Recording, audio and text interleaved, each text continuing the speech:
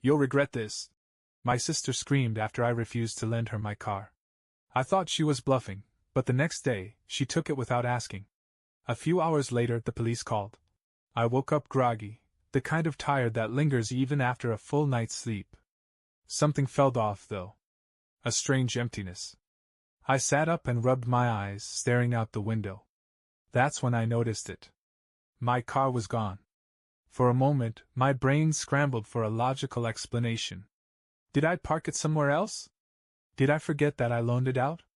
But no, I knew exactly where I had left it last night. And I knew exactly who had taken it. Lauren. I threw off the covers and bolted to my phone, scrolling through the notifications. Nothing from her. No apology. No explanation. Just silence. But I wasn't really surprised. Because this wasn't the first time Lauren had done something like this. Not by a long shot. Last night, we had fought. A real, screaming match, one of many over the years.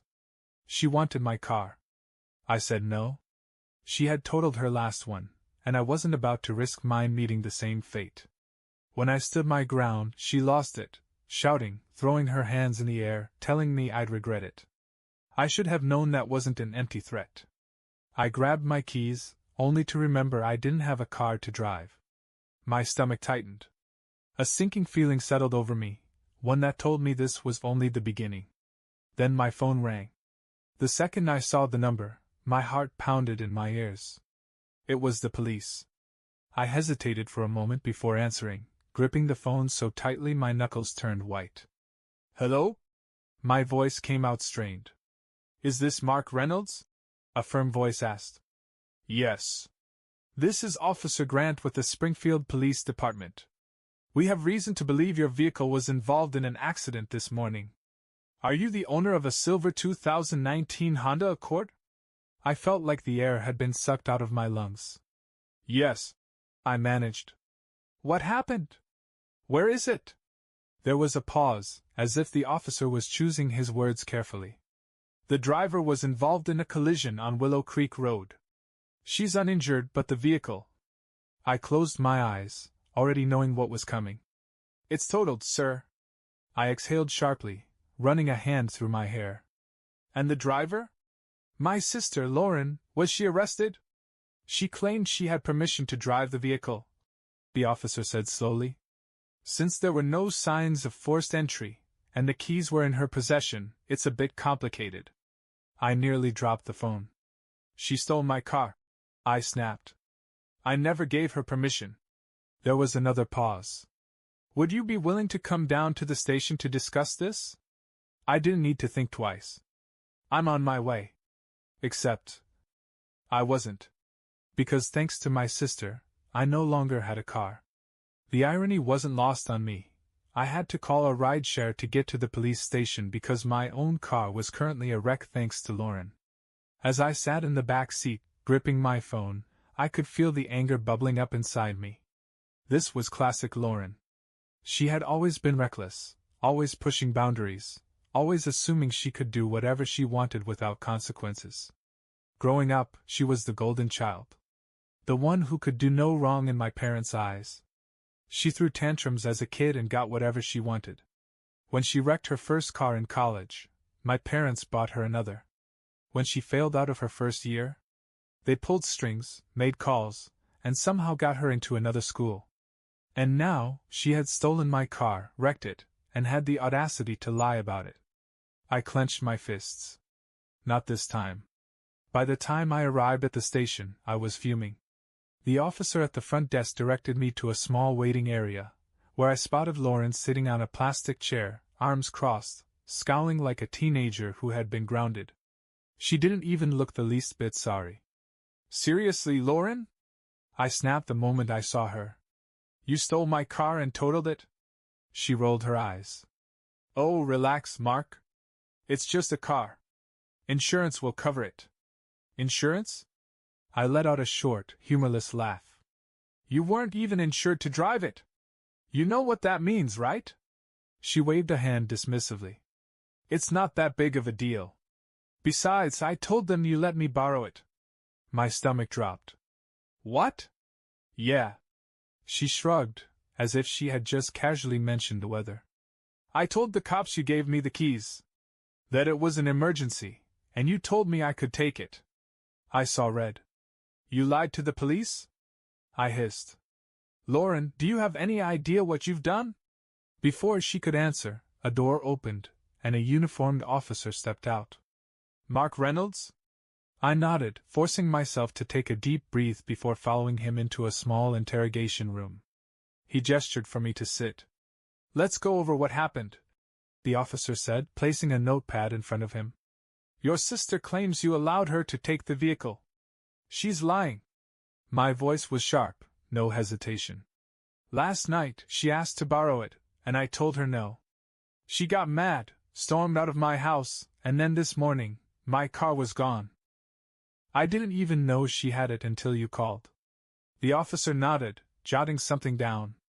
And you're sure you never gave her permission? Absolutely. Do you have any proof? The question threw me for a second. Proof? Text messages, emails, anything that shows you told her no? I blinked. My gut told me Lauren hadn't planned this out too well, but suddenly I realized something. The fight we had last night, it was in person. No texts.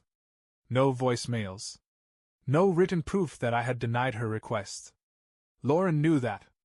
That's why she was so confident. My heart pounded. I had to think fast. Then it hit me. I have a security camera, I said suddenly. It's facing my driveway. It should have recorded her stealing the car.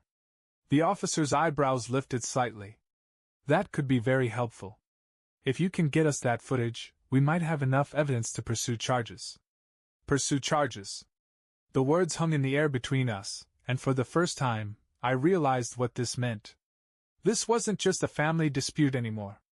Lauren hadn't just taken my car, she had committed a crime. And I was about to make sure she faced the consequences for it. I left the police station feeling a strange mix of anger and determination.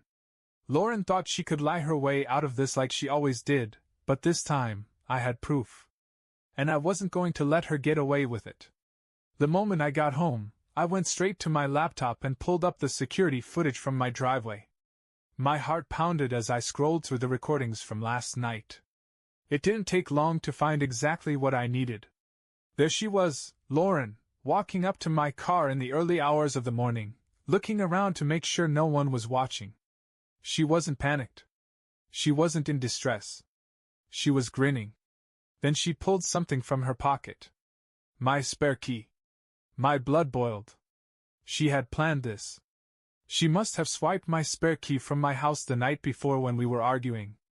I watched as she got into the car, started it up like she owned the thing, and drove off into the night. Clear as day. I copied the footage onto a USB drive and headed straight back to the police station. When I arrived, I was immediately directed to Officer Grant, the same officer who had taken my statement earlier. I have something for you, I said, handing him the USB drive. He plugged it in, fast-forwarding through the footage until he saw Lauren sneaking into my car. We both watched in silence as she drove away, looking way too pleased with herself. Well, Officer Grant said, sitting back in his chair. That definitely changes things. I folded my arms. So what happens now? He sighed. With this footage, we have enough evidence to classify this as vehicle theft. It's up to you if you want to press charges. I hesitated for only a second. This was my sister.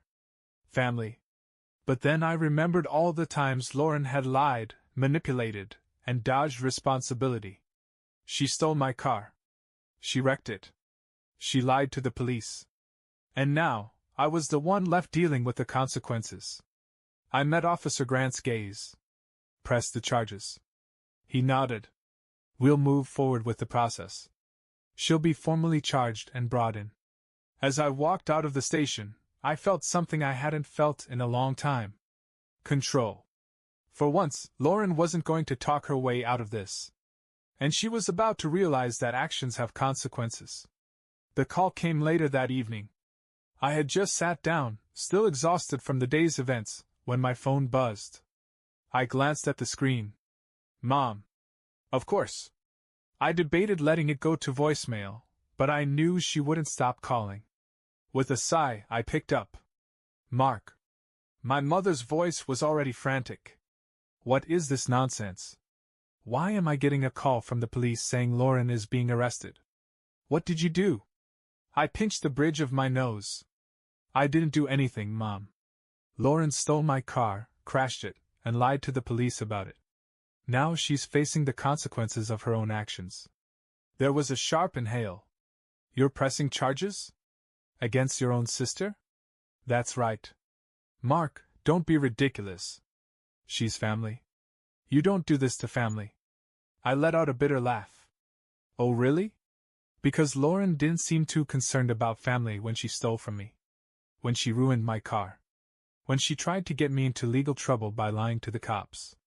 But now that she's facing actual consequences, I'm supposed to pretend it didn't happen. She made a mistake. My mom said, her voice dropping into that familiar pleading tone. She wasn't thinking straight. You know how she is. That's exactly the problem. I interrupted. She's always been like this. And you've always defended her. You never make her take responsibility. That's why she thinks she can do whatever she wants. But not this time. There was a long pause on the other end of the line. When my mother spoke again, her voice was quieter. Mark, if you do this, you could ruin her life. I clenched my jaw. She already ruined mine. I hung up. The next morning, I got the text from Officer Grant. We've taken Lauren into custody. She's being processed now. We'll keep you updated. I exhaled slowly. This was really happening. A few hours later, my phone buzzed again, this time, an unknown number. I had a feeling I knew who it was. I answered, and sure enough, Lauren's voice came through. Mark, she said, her tone much different now, no arrogance, no attitude. Just panic. You have to get me out of here. I leaned back in my chair. Why would I do that? Her voice cracked. Mark, please. This place is awful. They put me in handcuffs. There are actual criminals here. I can't be here. You don't understand. Oh no, I understand perfectly. I said. You're learning what happens when you steal someone's car and lie to the police. Actions have consequences. She let out a shaky breath. Come on. I know I screwed up. But you're my brother. You can't really be okay with me sitting in jail. I was silent for a long moment. Then I said, You remember what you said to me last night? When I confronted you about taking my car? What? She said, confused. I repeated her words back to her. Relax, Mark. It's just a car. The line went dead silent. Enjoy your time in jail, Lauren. I said. Then I hung up. For the first time in years, I felt like I had finally won. For the first time in her life, Lauren couldn't talk her way out of trouble. The next morning, I got another call, this time from my dad. I almost didn't answer, but curiosity got the best of me. Mark, he said, his voice tight. Enough is enough. Drop the charges. No. He sighed heavily. Look, I get that you're upset, but jail? Come on. She's your sister. She's a criminal. She's family. I clenched my jaw. Then maybe family should have taught her not to steal. Silence. Then, his voice hardened. You're making a mistake. You'll regret this. I laughed coldly. Funny. That's exactly what she said before she stole my car. Then I hung up. This time, I wasn't backing down. I expected the calls from my parents. I expected the guilt trips. What I didn't expect was how fast the news spread. By the afternoon, I started getting texts from extended family, cousins, aunts, even an uncle I hadn't spoken to in years. Mark, is it true you had Lauren arrested? Family doesn't do this to each other. Dude, it's just a car. You're going too far. I ignored most of them. But then I got a message from my cousin Rachel. Good for you. She's needed a wake-up call for years. I smirked. At least someone got it. But Lauren wasn't done trying to manipulate the situation. That evening, my mom called again, her voice low and controlled. "She's being released on bail," she said. "Her arraignment is in a few days." I raised an eyebrow. "And who paid for that?" Silence. I already knew the answer. "My parents bailed her out." I shook my head. "You really don't see the problem, do you? She stole my car. Lied to the police. And you're still cleaning up her mess. She's learned her lesson." My mom insisted. I almost laughed. "No, she hasn't. Because every time she screws up, you two are right there to save her. She's your sister," my mom said again, like that was supposed to excuse everything. "She's a liar and a thief." I shot back. "And guess what? I'm taking her to court. She's paying for every cent of what she destroyed." I hung up before she could respond. They thought this was over. They had no idea what was coming next. Lauren wasn't used to consequences. She thought that since our parents bailed her out, everything would go back to normal. That I'd cool off, insurance would handle everything, and she'd walk away with nothing more than an annoying story to tell. She was dead wrong. The moment I filed a civil lawsuit against her, everything changed. She was being charged criminally for vehicle theft, but I wanted more than just legal consequences. I wanted her to pay for the damages. The car was totaled, and because she wasn't insured to drive it, my insurance company refused to cover a cent. That meant I was out thousands of dollars. And I was getting every penny back. Lauren didn't take it seriously at first. She showed up to the small claims court hearing looking annoyed, like this was some kind of inconvenience. She barely even glanced at me. Then the judge started talking. The moment it became clear that I had security footage of her stealing my car, her attitude shifted. She looked panicked. Her lawyer, some cheap, barely competent guy my parents must have hired, tried to argue that it was just a misunderstanding, and that she thought she had permission. The judge wasn't buying it. "The footage clearly shows Ms. Reynolds entering the vehicle without consent," the judge said, flipping through the paperwork. "Furthermore, given her history with reckless driving, the plaintiff's refusal to lend her the car is reasonable." Lauren's face went pale. For the first time in her life, she wasn't being coddled. She wasn't being excused. She wasn't being shielded from responsibility. She was losing. The final judgment was brutal. She was ordered to pay for the full cost of my car. Thousands of dollars. She sputtered. "But I don't have that kind of money," the judge simply said. "Then you'll have to find a way to pay." And just like that, reality finally hit her. She turned to glare at me, but I didn't feel bad. Not one bit. She had gotten away with so much for so long. But this time, she messed with the wrong person. As I left the courtroom, my parents caught up with me. "This is too far, Mark," my dad hissed. "You're bankrupting your own sister." I stared at him, then let out a short laugh. "Good." Then I walked away. Lauren had never looked so defeated. For the first time in her life, she was truly facing the weight of her actions. No parents swooping in to save her. No easy way out. Just her, standing in the wreckage of her own mistakes, scrambling for a way to escape. But there was no escape. After the lawsuit, she tried everything to avoid paying me. She begged our parents to cover it, no luck. My dad was furious but refused to fork over the money. My mom, for all her enabling, simply didn't have it. Then she tried calling me. "Mark, come on. We can work something out," she pleaded. "I'll pay you back in time." "No." She sucked in a breath. I don't have the money right now. I can't afford this." I smiled coldly. "Maybe you should have thought about that before you stole my car." Then I hung up. After that, she tried to get other people involved. Suddenly, distant relatives were reaching out, telling me to be the bigger person. That I'd proven my point. I ignored them.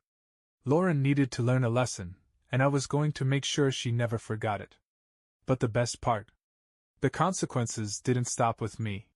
Since she now had a theft charge on her record, getting a decent job became a nightmare. No one wanted to hire someone with a pending criminal case, especially not for anything that involved responsibility or trust. Her insurance rates skyrocketed, making it nearly impossible for her to afford a car of her own. And as for her social life? That took a hit, too. Word spread about what she did, and suddenly, she wasn't getting the same invitations anymore. Her so-called friends weren't interested in dealing with drama and legal trouble. I didn't feel bad. Not even for a second. Because this was justice. For years, Lauren had walked all over everyone. She had lied, manipulated, and never faced a single consequence. But now, she was the one suffering. Months passed, and I barely thought about her, until one day, I got a text. "Lauren, are you happy now? You ruined my life." I stared at the message for a long moment before replying. "Me no, Lauren. You ruined your life. I just made sure you didn't get away with it this time." There was no response. I sat back in my chair, exhaling slowly. For the first time in my life, I had stood my ground. And for the first time in her life, Lauren regretted something. Because in the end, I was right. She would regret this. Months passed, and life moved on. Lauren tried to reach out a few more times, each message dripping with bitterness. She wanted me to forgive and forget. To pretend none of this ever happened. But I didn't respond. Because I knew the truth, if I let her back in, she'd do it again. So I moved forward. I worked hard, saved up, and eventually bought a new car. One that only I had the keys to. As for Lauren, she finally learned that the world wouldn't always clean up her messes. And I learned that sometimes, the best thing you can do for someone is let them face the consequences. And I never looked back.